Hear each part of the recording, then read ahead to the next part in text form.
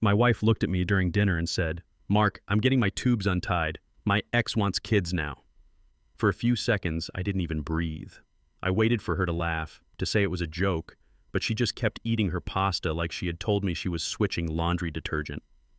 That single sentence tore through 15 years of what I thought was a solid marriage. We were supposed to be done with that conversation forever. She was the one who didn't want children. She was the one who begged me to support her decision to get the surgery. I stood by her, drove her to the hospital, took care of her, never once questioned it. And now she wanted to undo it all, for him. I asked if she was serious, if she even understood what she was saying. She smiled and said, "Trevor reached out. He wants to have a family. I think it could be beautiful." She spoke like I wasn't even there, like I was supposed to nod and help raise another man's kids because we had a big enough house and I made good money. I remember feeling the fork slip from my hand and hit the plate. The sound was small, but it felt like the start of something ending. If you've ever had someone look you in the eye and rewrite your life in one sentence, you'll understand what I did next. Follow her heart? Fine, I did, and she never saw what was coming. For 15 years, Laura and I had a good life. We owned a modest house on the edge of Seattle, white fence, trimmed lawn, a maple tree out front that turned gold every fall. We traveled twice a year, took quiet photos at national parks, sent postcards we never expected anyone to read. We had no kids by choice, and it worked. There was peace in that silence. She said children were too much responsibility, that freedom mattered more. I agreed. We built everything around that decision. When she had the surgery to tie her tubes, I held her hand in the recovery room and promised she'd never have to explain herself. We planned early retirement, a cabin near the lake, coffee every morning without alarm clocks. Sometimes I thought we'd beaten the odds. No scandals, no secrets, just steady, comfortable love. The kind that doesn't make headlines, but lasts. So when she said those words at dinner, it didn't just surprise me. It broke the one rule our marriage was built on: honesty. I replayed our years together and wondered when the quiet had stopped meaning peace and started meaning distance. I didn't know it yet, but that distance had a name, and soon she was going to say it out loud. The next night she brought it up again, casual, like weather talk. "Jake reached out," she said, slicing her chicken. Then she corrected herself. "You remember Trevor. Well, his name's Jake now. Same guy." My stomach turned. She explained he wanted to catch up, that he'd been through a lot. "He wants to have kids," she said softly, almost like an apology. I asked why she was telling me. "Because he wants them with me." The room shrank. I couldn't find air. She said they had been talking for months, mostly messages, nothing physical. She stressed that part, as if loyalty could survive technicalities. I looked at the woman across from me and tried to connect her face with the one I married. Same eyes, different light behind them. Jake, the man who once dumped her for someone younger, was suddenly part of our dinner conversation. She said he realized he made a mistake and wanted another chance. "He's changed," she said. "He's ready for a family." The words rolled off her tongue so naturally it scared me. I didn't respond. There was nothing to say yet. I just watched her keep talking, unaware that every sentence was burning down what we had left. I asked the obvious question, though I already knew. "Who exactly is he, Laura?" She didn't hesitate. "My ex, Jake Garrison." Her voice didn't tremble. Mine did. I said, "You've been talking to him for months?" She nodded. "Just catching up." She pushed her hair behind her ear like she always did when she lied about something small, like spending too much at a store. Only this time, it wasn't about money. It was about everything. She told me Jake had gone through a breakup, that he missed her, that he wanted to make things right. I reminded her we had made things right years ago when we promised never to let the past control us. She smiled faintly and said, "People grow. They change." The table felt smaller. I noticed how calm she was. It wasn't guilt, it was conviction. That scared me more than anger ever could. She leaned forward and said, "I just wanted to be honest with you." But honesty wasn't the issue. Loyalty was. Somewhere in those 15 years, she'd reopened a door I thought we had locked for good, and now that door was wide open, letting cold air into every corner of our life. Then came the part I'll never forget. She said, "Jake wants a family, we could raise them together." I stared at her, waiting for the punchline that never came.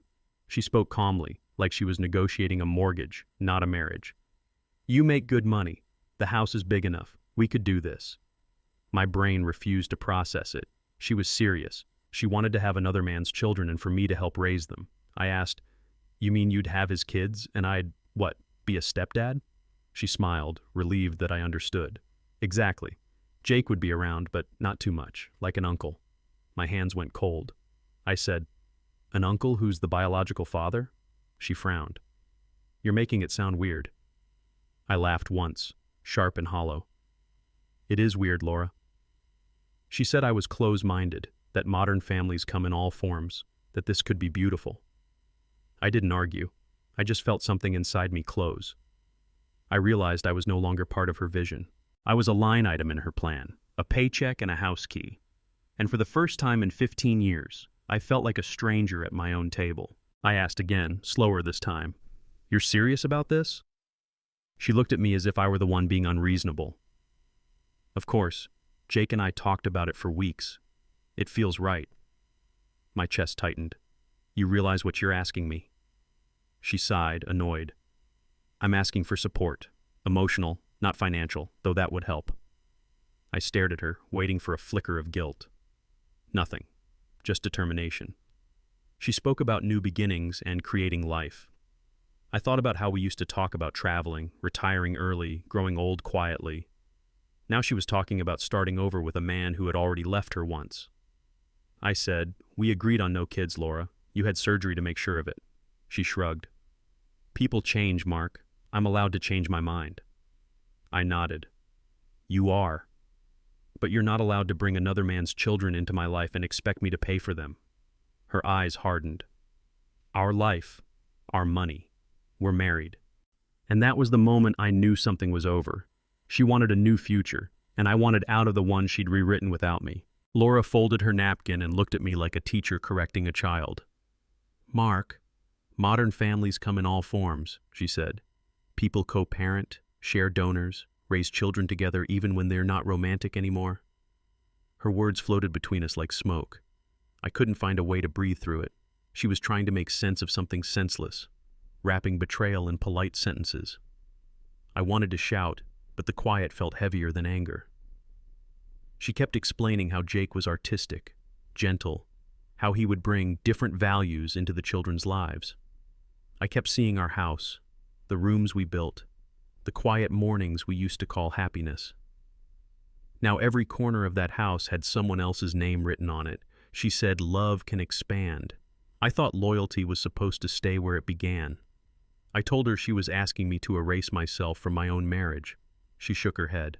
"No, I'm asking you to evolve." I didn't answer. There was nothing left to defend.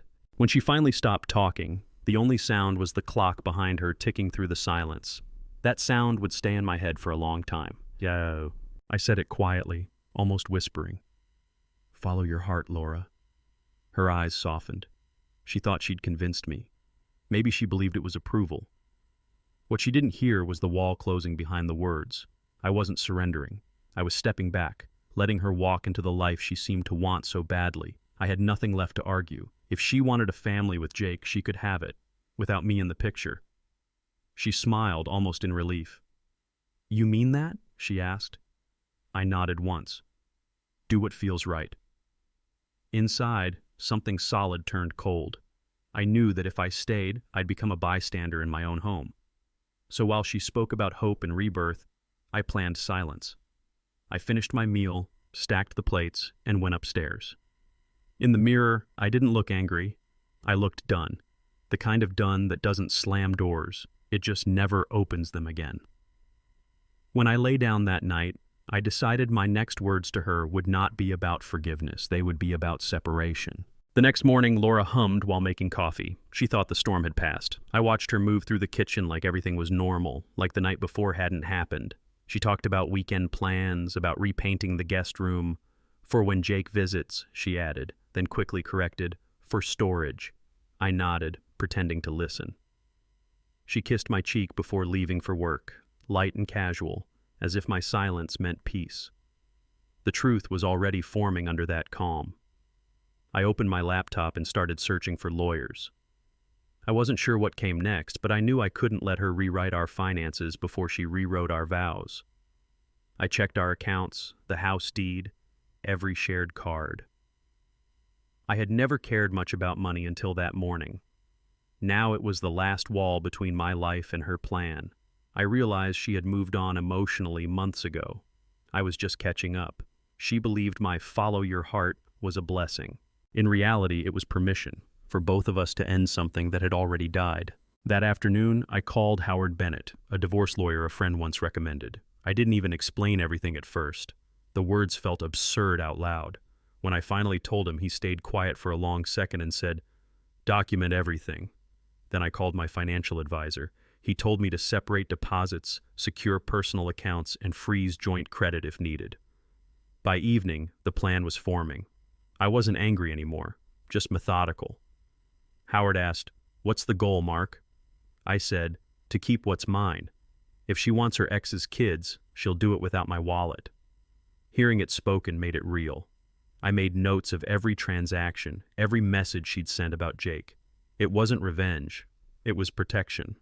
For 15 years, I had trusted her with everything. Now I trusted numbers, signatures, paper trails.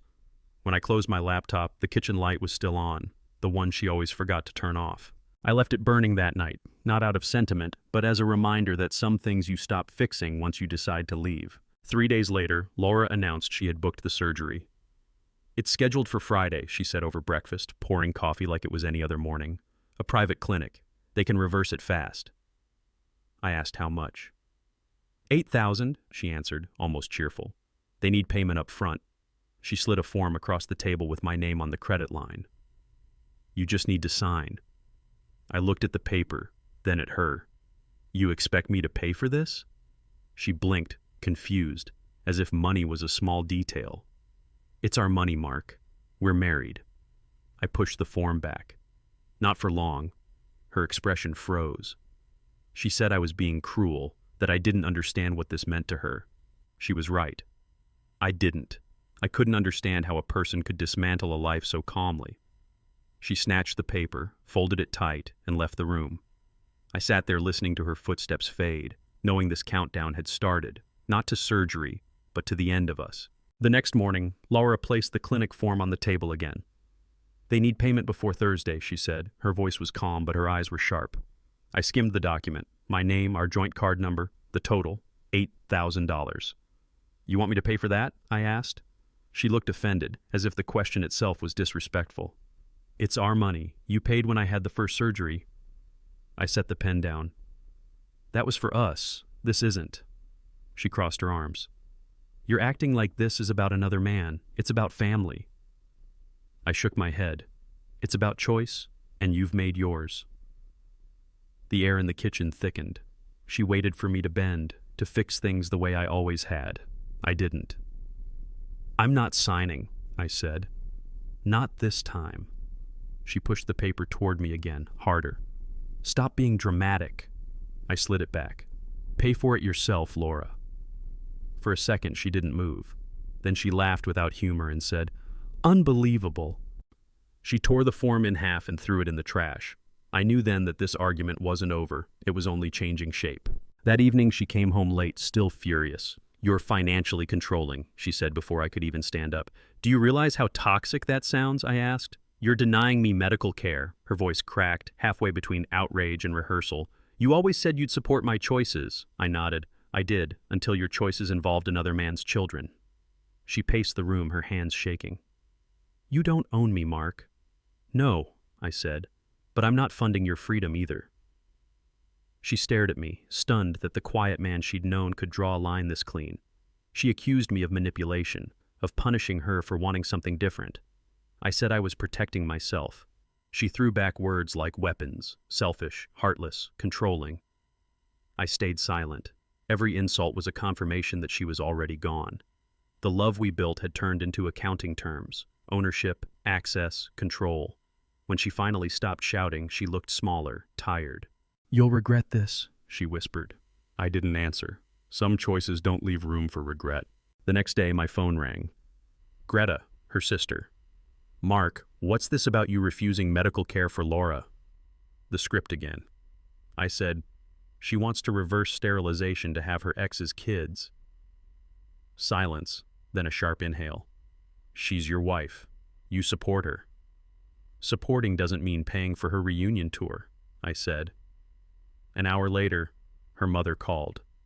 Same accusation, louder. You've trapped her financially, Betty said. I told her the truth. She didn't want to hear it. To them, I was the villain, the man blocking a woman's dream. I stood at the window, listening to their voices blur together on speakerphone. Greta, Betty, even Laura in the background. They spoke about me like I wasn't there. He's being cruel, Laura said. He's punishing me. I ended the call. The house was silent again, but not peaceful. It felt invaded, filled with words that didn't belong to me. I realized then how easily people rewrite a story when the truth doesn't suit them. To them, she was brave. To me, she was rewriting the definition of betrayal. That night, Laura confronted me again. You made me take money from my retirement account, she snapped. 10,000 with penalties. You forced me to do that. I said, I didn't force you to do anything. You wanted the surgery, now you're paying for it. She glared. You're humiliating me. I folded my arms. You're funding your ex's reunion tour, Laura. Not exactly a cause I believe in. Her mouth fell open. You think this is funny? No, I said. I think it's tragic. She stepped closer. You've changed. So have you. For a moment, neither of us spoke. Then she said, You'll see. This will make sense someday. I looked at her and saw a stranger defending an illusion. She walked out, slamming the door hard enough to shake the frames on the wall. I stood in the quiet afterward, surrounded by everything we'd built, and realized none of it felt like mine anymore. What remained was reason, cold, necessary reason, and the slow understanding that love doesn't always die from distance. Sometimes it dies from logic. Laura stopped trying to argue about money. 2 days later, she told me she'd handled it. She'd taken 10,000 from her retirement account. With penalties, she said, like she'd been forced to rob herself. I asked if she was sure. It's worth it, she answered. I watched her pack papers into a folder marked clinic. She moved like someone preparing for a vacation, not surgery. When I asked who would take her, she said, Jake offered. He wants to be there. Hearing his name in my kitchen felt like acid on glass. I didn't reply. She mistook my silence for acceptance. That night I heard her humming while checking hotel prices near the clinic. She said she'd be gone only one night. Don't wait up. I told her I wouldn't. She smiled, thinking the tension had finally broken. It had, but not the way she thought. The night before the surgery, she moved through the house like a guest. Suitcase by the door, keys in a neat pile, everything arranged for her absence. She said, I'll call when it's done. I asked if she wanted me to drive her. She laughed. Jake insists. He wants to support me. Support. A word stretched too far to mean anything. I nodded. Then let him. She kissed my cheek out of habit, a reflex, without warmth. I stood in the doorway and watched her pack snacks, music, a blanket, like she was going on a road trip with her past. When she went to bed early, I stayed up staring at the ceiling fan, counting the rotations until dawn. Every spin sounded like another year wasted on someone who no longer saw me standing next to her. Friday morning arrived gray and still. She moved quietly, avoiding my eyes. Jake's driving me tomorrow, she said, then corrected herself. Today, actually. She grabbed her coat, the same one I bought her years ago in Portland. Don't worry, she added. I'll text when I'm out. I nodded. No anger left, just an empty kind of calm. At 9 o'clock, I watched her car pull away, his old Honda idling at the curb. I waited until they turned the corner, then closed the door and locked it. The house felt lighter. Not better, just honest. I walked to my desk, opened the folder marked Plan B, and made the first call. While she was on her way to undo our past, I was preparing to protect my future. Howard answered on the first ring. She's at the clinic? He asked. Checked in, I said. Then we move. He already had the papers drafted. Divorce filing, temporary freeze orders, beneficiary changes. I signed each page slowly, reading every line as if it were a prayer for sanity. When we finished, he said, You sure you want to do it today? I said, while she's on the table, I'm filing. He didn't argue. By noon, the documents were submitted, the accounts flagged for hold, and my paycheck rerouted. I looked out the window at the same maple tree we once planted together. The leaves were starting to fall. For the first time in months, I felt in control. At 2 o'clock, my phone buzzed. Unknown number. A woman's voice introduced herself as Janet Whitfield, attorney for Laura Morrison. "Mr. Morrison, what have you done?" I said, "Filed for divorce." She raised her tone. "You froze your wife's accounts while she's in surgery." "That's correct." "This is financial abuse." I said, "It's asset protection." She paused, collecting herself. "She needs access to funds." "She had access," I said. 10,000 for another man's children. Silence filled the line. Finally, she said, "We'll be in touch." I ended the call and sat back. The paperwork on my desk looked cleaner than my marriage had in years. 2 hours after that call, a text from Laura appeared. "Still sore, but surgery went great." I typed back, "Glad you're recovering." Then I put the phone face down. She didn't know yet. She thought we were still husband and wife in every sense. Somewhere in recovery, she believed I was waiting for her.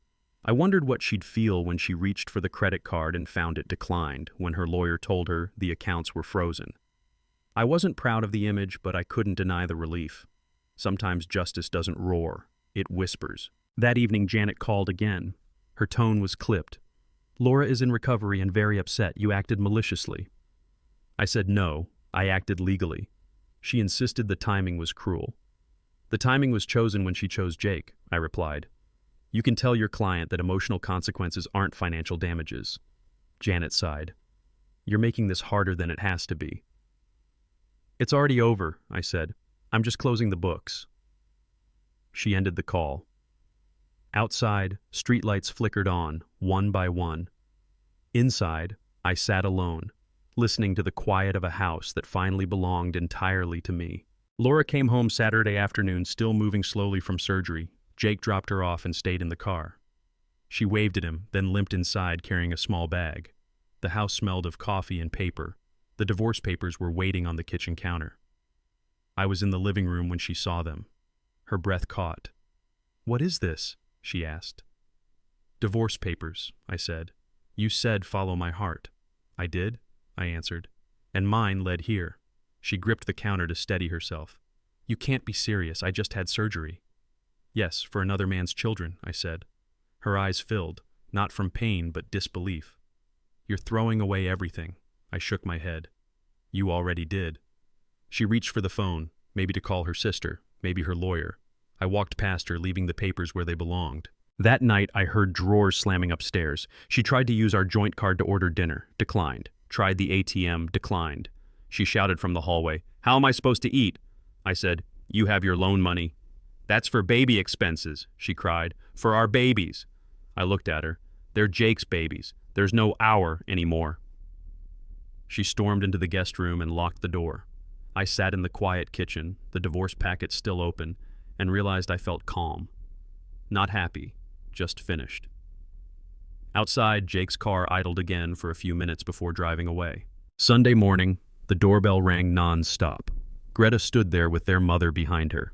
Both carried righteous anger like matching handbags. Greta said, "You're leaving her with nothing."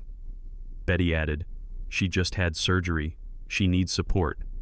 I said, "Support doesn't mean paying for her ex's future." Greta stepped closer. "She gave you her best years and decided to give the rest to Jake," I said. Their faces hardened. Laura appeared at the top of the stairs, pale, wrapped in a robe. "Stop fighting," she said. But they didn't stop. They blamed me for cruelty, for control, for every choice she made herself. I realized the argument wasn't meant to change my mind. It was to protect her illusion. Betty pointed at me.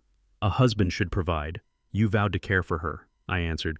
"I did, until she invited another man into our plans." Greta crossed her arms. "You're humiliating her." "She did that on her own."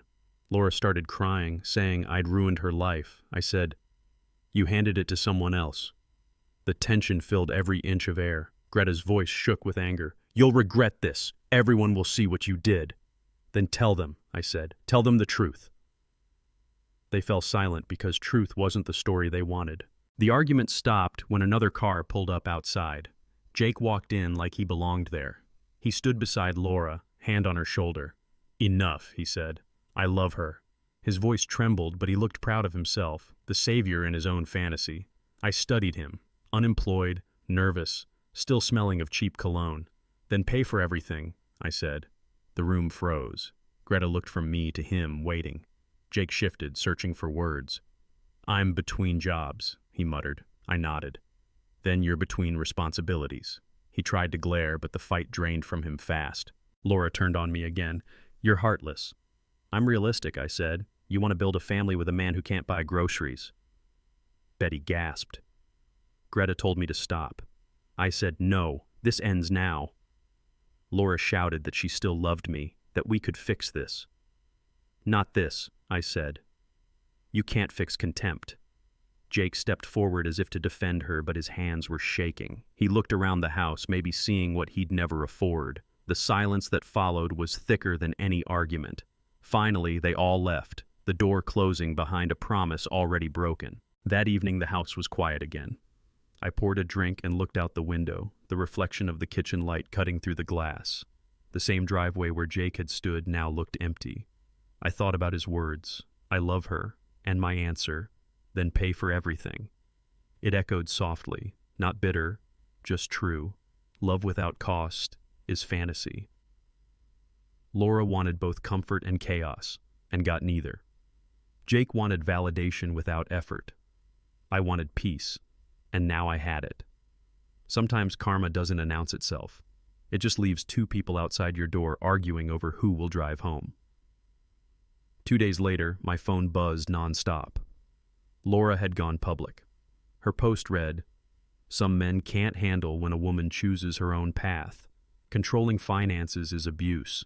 My body, my choice."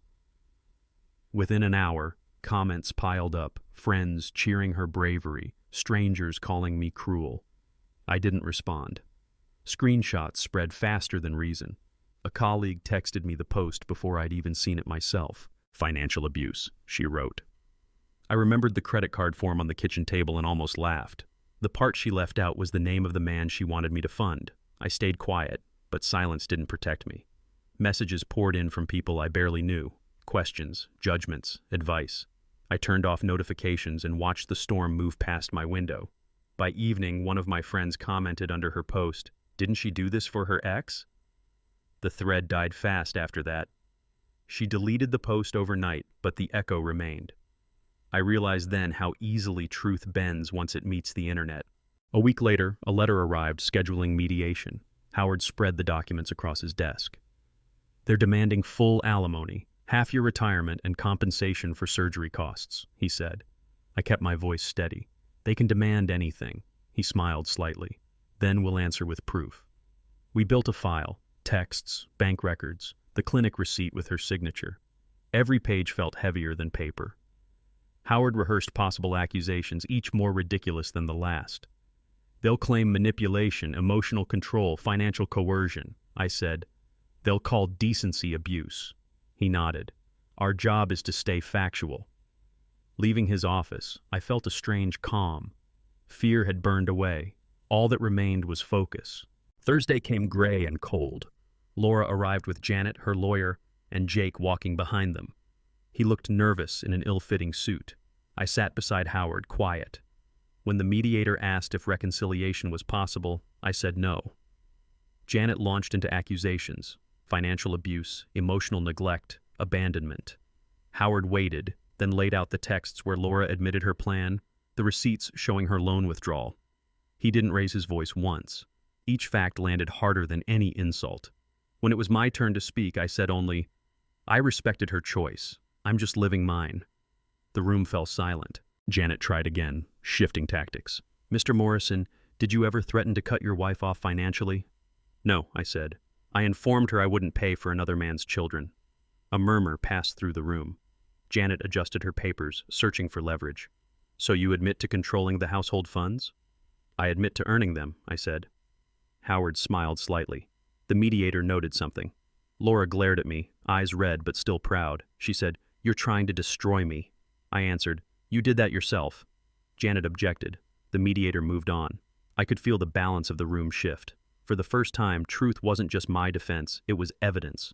By the second session, Laura's demands had grown desperate: the house, alimony, and future child support for potential children. Howard almost laughed. Future children? He repeated. Janet called it anticipatory fairness. The mediator looked puzzled. Are these children with Mr. Morrison? With Mr. Garrison, Janet admitted. The mediator sighed. Then perhaps Mr. Garrison should provide support. Jake muttered, I'm an artist. My work isn't about money. The room froze. Howard said softly, Exactly. That single exchange ended the argument better than any speech could. When the session ended, Laura avoided my eyes. Jake hovered behind her, silent. Outside the courthouse, Howard handed me copies of the filings. This is going well, he said. I nodded but felt no victory, only exhaustion. The wind cut through my coat as we walked to the parking lot. Behind us, I heard Laura's voice break into tears. I didn't turn around. Justice wasn't loud or satisfying. It was heavy, necessary, final. Inside the car, Howard said, You did the right thing. I looked out the window and whispered, Then why does it still hurt? At the next hearing, I walked in, expecting another list of demands. What I didn't expect was Jake sitting beside Laura at the plaintiff's table. When the mediator asked who he was, Janet said, He's here for emotional support. Howard leaned toward me and whispered, This should be interesting. Jake waved slightly as if we were acquaintances meeting at a cafe. His presence turned the session into theater. Laura called him her partner. Janet corrected her to support companion. I watched the mediator's eyebrows climb higher with every word. When asked if Jake contributed financially, he said, Not yet, but love isn't about money. The mediator's pen stopped moving. Howard folded his hands and said, Then we're clear. The rest of the session felt like slow collapse. Every attempt by Janet to paint me as cruel dissolved under the picture of her client's unemployed support. When we left, Howard chuckled once. They brought their own witness, he said, and proved your point for you. A week later, I came by the house to pick up documents. The locks had been changed. My key wouldn't turn. Through the window, I saw lights on and shadows moving. 2 figures. I knocked. Laura's voice came from behind the door. You can't come in. It's my house, I said. I live here now, she replied, with Jake. My chest went tight. You moved him in? He needed a place. You left. I stood there, hearing Jake call from inside. Just go, man. I left before I said something I couldn't take back. That night, Howard filed an emergency motion for exclusive use of residence. He said it might take a few days. I said, Then she'll have a few days of pretending. 2 days later, I returned with a copy of the deed. The door stayed locked. Jake shouted from inside, You're harassing her. Laura threatened to call the police. Do it, I said. They did. When officers arrived, they looked exhausted before I even spoke. Sir, she lives here? One asked. She's occupying it, I said. Divorce in progress. The deed's in my name. The officer sighed. It's a civil matter. Handle it in court. Jake smirked from behind the curtain. You heard him. I felt heat rise but kept still. Fine, I said. Enjoy the place while you can. Driving away, I realized how quickly law can feel slower than justice. Howard pushed the motion through by Wednesday. The judge granted a hearing for the following morning. Bring everything, Howard said. That night, I couldn't sleep. My house, my only calm space, was now a stage for strangers. I pictured Jake moving my furniture, sitting on my couch using my mug. Laura had rewritten home the same way she rewrote marriage, without permission. I promised myself one thing. When I walked back through that door, it would be legally, finally, mine again. The papers were ready, the hearing set. All that was left was waiting for morning and for the locks to turn back to me. Thursday morning, the courtroom felt smaller than usual. Laura arrived first, sitting beside Jake. He avoided my eyes. When the judge entered, Howard presented the deed and mortgage records, every signature bearing only my name. Janet argued that Laura established residence, but the judge cut her off. This property was acquired before marriage, he said. Mr. Morrison maintains sole ownership. Laura whispered something to Jake. He shifted uncomfortably. The judge continued. Mrs. Morrison, you and Mr. Garrison have 48 hours to vacate. Silence filled the room. Laura's mouth opened, then closed. The gavel hit once, and it was over. Howard leaned toward me. Congratulations. he said quietly. You just got your house back. For the first time in weeks, I could breathe. Outside the courthouse, Laura shouted that the ruling was unfair. Janet tried to calm her, but she wouldn't stop. He's leaving me homeless, she yelled. Reporters weren't there, but the echo of her voice carried like an announcement. Jake kept his head down. We'll appeal, Laura said. Janet didn't reply. I walked past them without looking back. Howard handed me a copy of the order. 2 days, he reminded me. Then you can change the locks again. The document felt heavier than paper. It felt like balance restored. That night, I slept better than I had in months. Friday morning, I returned to the house with a locksmith and 2 police officers for verification. Laura's car was gone. Inside, traces of their stay remained. Clothes, empty coffee cups, the faint scent of Jake's cologne. I walked through each room like reclaiming ground after a storm. The officer signed the verification report and said, "You're good, sir." I nodded. The locks clicked new, the sound of closure. When they left, I stood alone in the hallway and let the quiet settle back in. Justice doesn't feel loud. It feels still. Saturday came with noise. Laura arrived with a rented truck, Jake beside her, Greta, their mother Betty, even Jake's mother.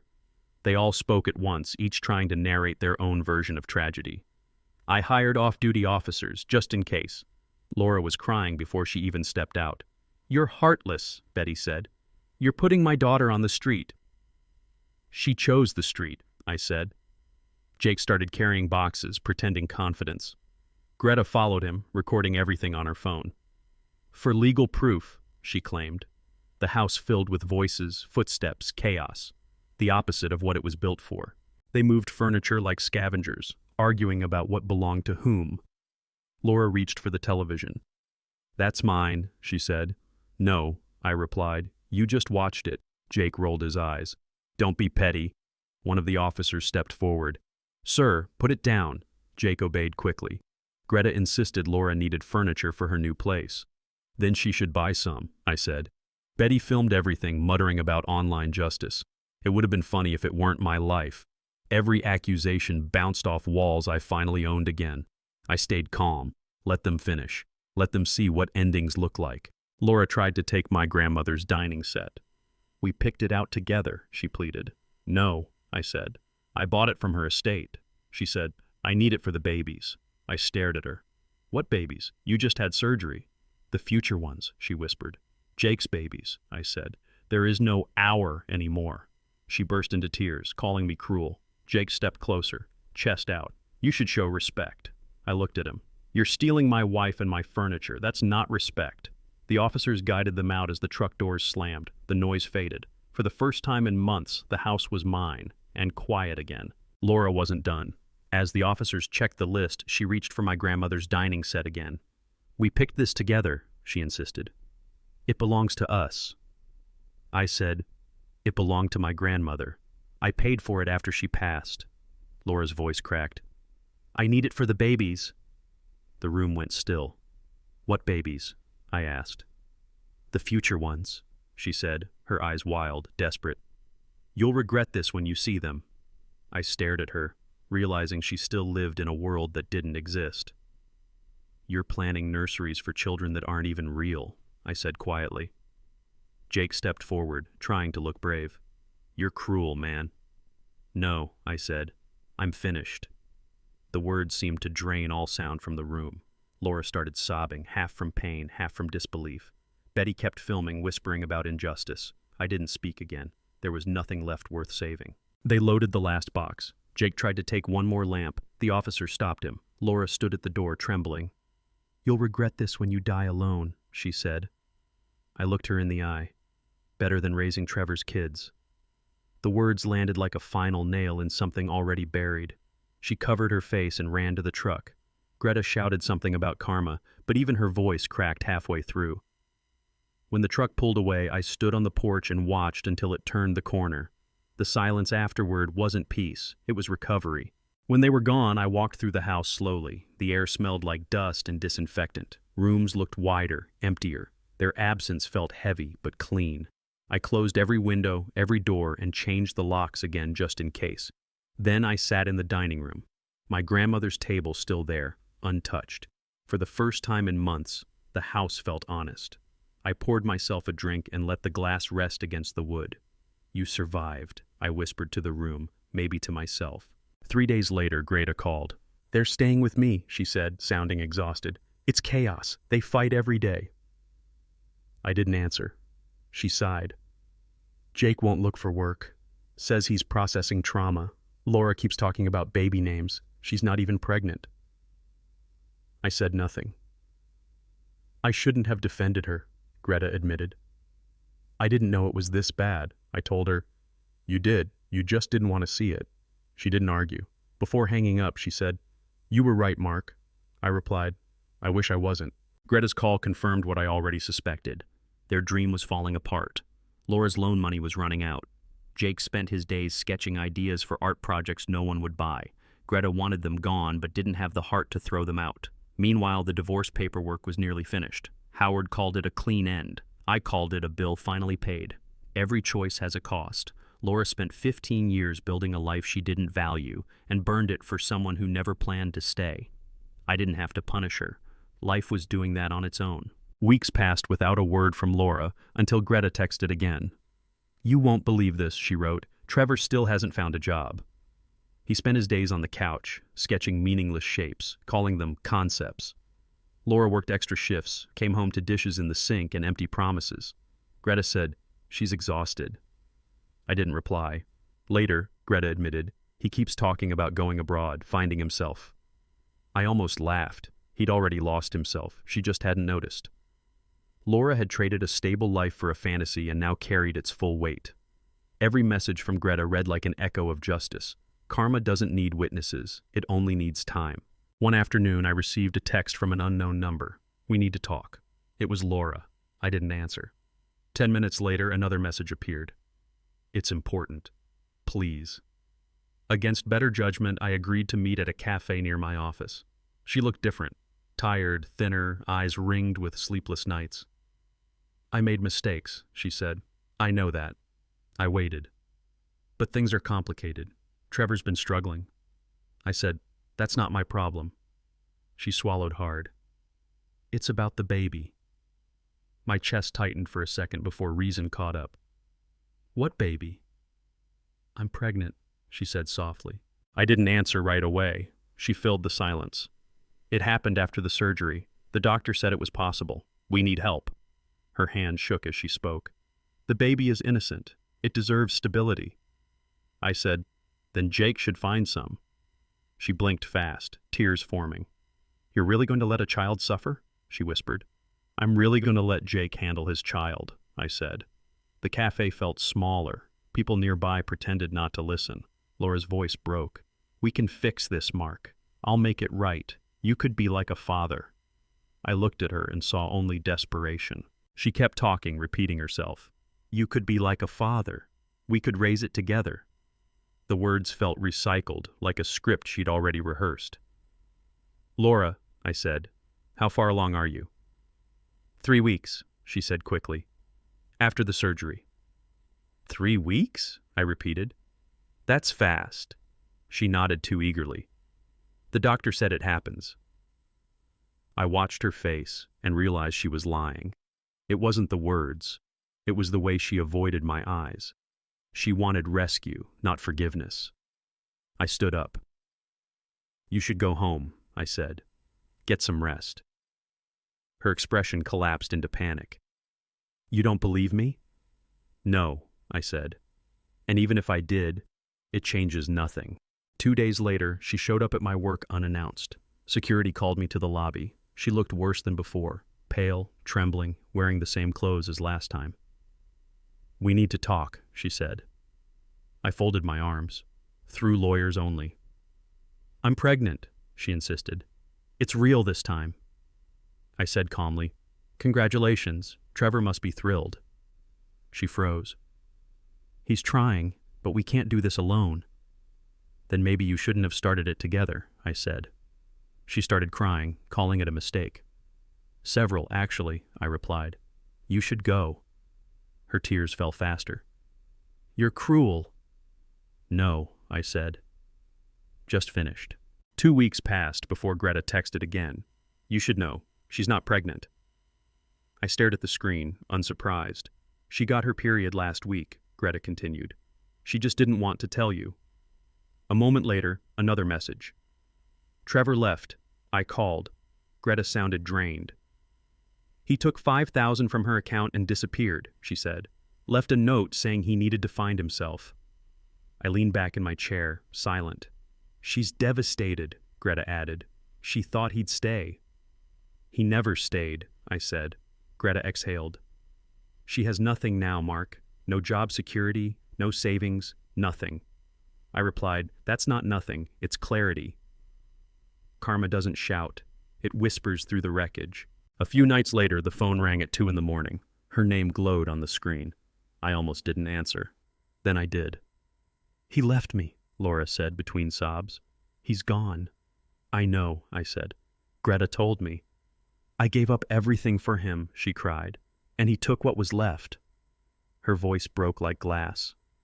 I didn't feel anger, just distance. I thought we'd start over, she said. We'd have a family. I said quietly, you already did. It just wasn't mine. She begged, can I come home? The pause that followed was heavier than silence. That's not your home anymore, I said. You chose another one. The phone stopped ringing after the 5th missed call, but the echo of her voice in those old voicemails lingered. Some words have weight, even when you delete them. Mark, I'm sorry. Please call me back. Her tone was softer than I remembered, stripped of pride. It didn't sound like the woman who once told me to evolve, or the one who smiled across the dinner table while planning a life with someone else. It sounded like someone standing in the ruins of her own choices, realizing too late that the fire she lit had burned everything she meant to keep. I didn't call her back, not out of cruelty, but out of clarity. There's a difference between closure and reopening wounds. Every message she sent was a thread tugging at the past, and I'd already learned that some knots only tighten when you pull. Weeks passed quietly. Work filled my days, but not as a distraction, more like a routine rediscovered. The house, once heavy with silence, began to feel like peace. I cooked simple meals, walked in the evenings, listened to music I hadn't played in years. At first, every song reminded me of something we shared. Later, they just reminded me that I had survived it. Greta called sometimes, cautiously. She no longer spoke like an accuser. Her voice carried the exhaustion of someone who'd finally seen the full picture. She's not doing well, she said once. She talks about you a lot, about what she lost. I answered gently, we all lose something when we stop being honest. Greta sighed. She thought she was choosing freedom. She did, I said. She just didn't realize freedom comes with rent. After that, we stopped talking about Laura. Some stories don't need retelling. They only need time to fade. One Sunday morning, I found myself at the old lake house we used to dream about retiring to. The property had gone up for sale again, and for some reason I drove there. The sign creaked in the wind, the same way it used to when we'd visit. I stood by the water, watching the reflection of clouds ripple across the surface. For a long while, I thought about everything that had happened, the lies, the courtrooms, the shouting, the quiet. Then, without warning, I smiled. Not out of victory, but relief. It's strange how healing doesn't feel like triumph. It feels like stillness, like realizing you no longer have to explain yourself to anyone. The scars remain, but they stop defining you. I had spent so many nights replaying conversations, imagining different words, different outcomes. None of it mattered now. The past was a closed door, and I was finally on the right side of it. That night, back home, I cleaned out the last of the old boxes, the ones I'd avoided since the divorce. Photos, letters, receipts from trips. I sat on the floor, sorting what to keep and what to let go. There was a picture of us from our first anniversary, smiling, arms around each other, unaware of how fragile happiness can be when built on unspoken compromises. I didn't feel bitterness, only gratitude, that once it had been real enough to teach me something. I tore the picture in half, not in anger, but ceremony. Letting go can be quiet too. Later, I found a small notebook she'd used as a planner. Inside were lists of groceries, to-do notes, reminders, ordinary things. But at the back, in her handwriting, I found one line that stopped me. Don't forget to love yourself even when you don't feel lovable. I stared at it for a long time. It was dated years before everything fell apart. Maybe that was the version of her I had fallen for. The woman who understood pain but hadn't yet learned to cause it. I closed the notebook and placed it in a box marked Keep. Not for nostalgia, but as proof that even broken people once meant well. In the months that followed, I began volunteering at a local community center, helping others going through separation and loss. I didn't tell my story often, but when I did, people listened in that quiet way pain recognizes pain. One man, sitting across from me one evening, asked, "How did you move on?" I said, "By realizing that moving on isn't about forgetting. It's about forgiving yourself for staying too long." He nodded, and I saw in his eyes the same confusion I once carried. The disbelief that love could turn to distance so easily. I told him what I wished someone had told me. You don't have to hate them to heal. You just have to stop making them the center of your story. At home that night, I wrote those words down. They became a note I taped to my refrigerator. Peace isn't found in answers. It's found in absence. Of anger, of need, of pretending. Life grew simple again. My mornings were quiet, my evenings peaceful. The house felt full, not of people but of light, of the scent of coffee, of music played just for me. I started dating again, cautiously, with honesty and patience. The first time someone asked about my past, I didn't flinch. I told the truth plainly, without bitterness. It wasn't a story of betrayal anymore. It was a story of becoming. One night, Greta texted again. "She's moving back to her parents' house," she said. "She wants you to know she's sorry." I didn't respond immediately. I walked to the window, looking out at the same maple tree we planted years ago. The leaves were red now, drifting to the ground. Everything ends, I thought, but endings can be beautiful too. Finally, I wrote back, "I hope she finds peace." That was the last message between us. Months later, I received an email from a friend with a simple line, "Heard you're doing better." I smiled. Not better, just clearer. Clarity is underrated. It doesn't sparkle like happiness, but it steadies you. I often think back to that night at dinner when all of this began. The fork hitting the plate. The sound that changed everything. At the time, it felt like something breaking. Now I see it differently. Maybe it was the sound of a door unlocking, the moment life pushed me toward myself again. And if I could speak to the version of me sitting at that table, stunned and silent, I'd tell him this: you're about to lose everything you thought mattered, and in doing so, you'll find everything that actually does. I'd tell him that heartbreak will teach him more about peace than comfort ever could. That self-respect isn't a wall, it's a doorway. And that sometimes walking away isn't abandonment, it's return. Now, when I sit alone at night, I don't feel lonely. I feel whole. The air is calm, the house quiet, and the future wide open. If you've ever had to start over after someone broke your trust, know this: you're not defined by what was taken from you. You're defined by what you choose to rebuild, and rebuilding, I've learned, is just another word for living again. When the divorce papers were finally stamped, the sound of the judge's gavel was softer than I expected. It wasn't a thunderclap ending or the dramatic silence of a courtroom movie. It was just a small wooden tap that separated my old life from the new one. Howard shook my hand and smiled. "That's it, Mark. It's over." I nodded, though over didn't feel like the right word. Nothing truly ends, it only changes form. The marriage didn't vanish. It lingered like a photograph left too long in sunlight, fading slowly until the shapes became memory. Driving home, I passed the familiar coffee shop where we used to stop on Sundays. The same red chairs stood outside, the same chalkboard menu. For a second, I almost parked, but I didn't. Some places belong to versions of us that no longer exist. I kept driving until the house came into view, quiet, still, waiting. Inside, the walls looked brighter than I remembered. I'd repainted everything the week after she moved out, choosing lighter colors, open spaces, new light fixtures. It wasn't about covering her memory, it was about giving the house air to breathe again. Her favorite vase now held nothing but sunlight. The silence was full, not empty. I poured a drink and walked through each room, counting small victories.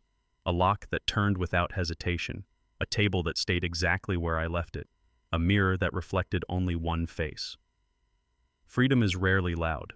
It's subtle, the absence of walking on eggshells, the ability to exhale without asking permission. People talk about heartbreak like it's a single event. But heartbreak is a process.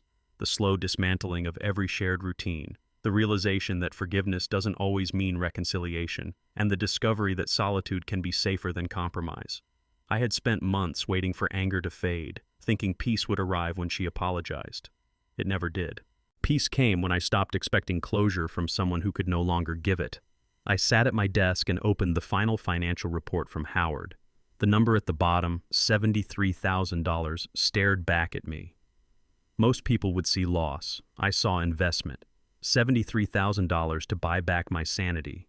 Money can't fix betrayal, but it can build walls strong enough to keep it out.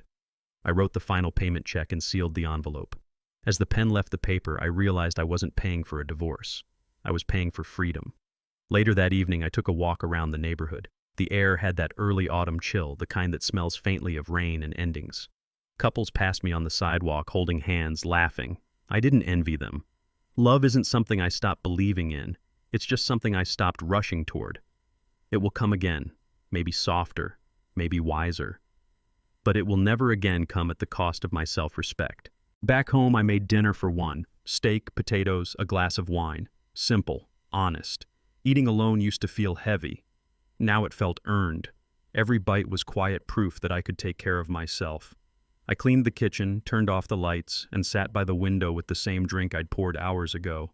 Outside, the city hummed with its usual rhythm. Cars passing, dogs barking, someone's laughter echoing down the street. Life keeps moving, even when yours pauses for a while. I thought about Laura, not with bitterness, but with distance. She had wanted to follow her heart, and she did. Her heart led her to a mirror she couldn't escape. I wondered if she ever looked into it and saw what I finally saw clearly. That happiness built on deception is just another version of loneliness. You can't start a new life on the ashes of an old one without choking on the smoke. I picked up the Christmas card she'd sent last month. It sat unopened until now. On the front was a picture of a small tree decorated with mismatched ornaments. Inside, her handwriting trembled, thinking of better times. Maybe a new year, new chances. I stared at it for a long minute before closing it again. The past doesn't need rewriting, it needs rest.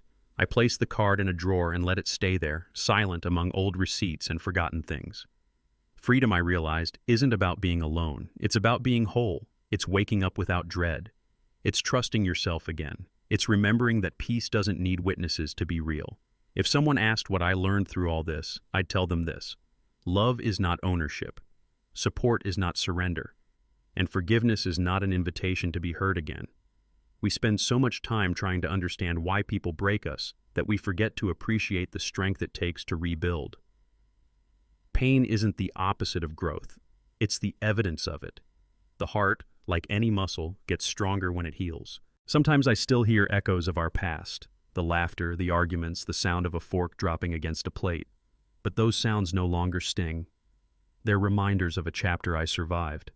They remind me that peace has a sound too. The soft click of a new lock, the hum of quiet, the steadiness of your own breath when you finally stop apologizing for existing. I raised my glass to the empty room. Here's to peace, I said aloud, not expecting an answer. And to self-respect. The words settled like dust in sunlight, ordinary, almost invisible, yet full of meaning. People think closure means getting answers. It doesn't. Closure is when the story stops hurting to remember. And on that night, it finally did. If you've ever had to rebuild after someone broke your trust, you're not alone. We all start somewhere, sometimes from ashes, sometimes from silence, but always forward. Subscribe for more stories like this, real stories about losing, learning, and living again. Because the end of love isn't the end of life, it's just the moment you start choosing yourself. In the end, peace and self-respect are worth more than any relationship built on betrayal. You can rebuild a house, replace furniture, even recover money, but trust, once shattered, never comes back the same. I learned that silence is stronger than revenge, and walking away is not weakness, it's proof of survival. She followed her heart, and it led her into emptiness. I followed mine, and it led me back to myself. Sometimes, freedom doesn't look like triumph. It looks like a quiet room, a steady breath, and no more chaos waiting at the door. If you've ever had to start over after someone broke your trust, you're not alone. We all rebuild in our own ways. Some through forgiveness, some through distance, and some through peace. Subscribe for more real stories. Stories about lessons that hurt but heal. Because sometimes the end isn't loss, it's the start of getting your life back.